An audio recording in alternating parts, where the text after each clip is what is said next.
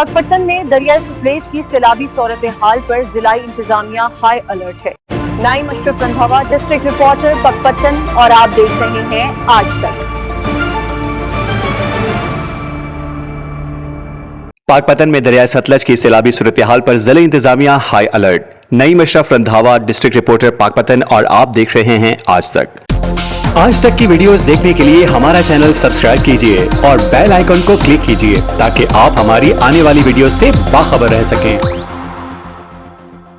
पाकपत्तन deputy commissioner Asif रजा की जेर सदारत रात गए डिस्ट्रिक्ट डिजास्टर मैनेजमेंट कमेटी और डिस्ट्रिक्ट इमरजेंसी बोर्ड का अहम इजलास मुनक्किद हुआ, जिसमें दरियाए सतलज में इंतहाई ऊंचे दर्जे के सैलाब की सूरत हाल का तफसीली जायजा लिया गया। डिप्टी कमिश्नर ने तमाम महकमों को हिदायत दी कि रेस्क्यू और रिलीफ सरगर्मियों में तमाम वसाइल बरूएकार लाए जाएं और मुतासरा इलाकों में ऑपरेशन को मजीद तेज किया जाए।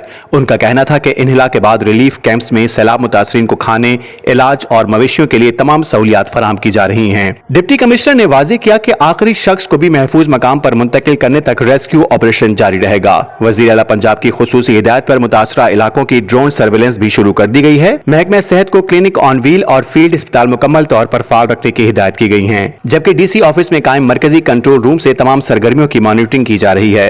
डिप्टी कमिश्नर ने अफसरान को हिदायत की है कि ड्यूटी रोस्टर्स के मुताबिक 100% हाजिरी यकीनी बनाई जाए और बारिशों के दौरान शहरी इलाकों से पानी की फौरी निकासी को हर सूरत यकीनी बनाया जाए।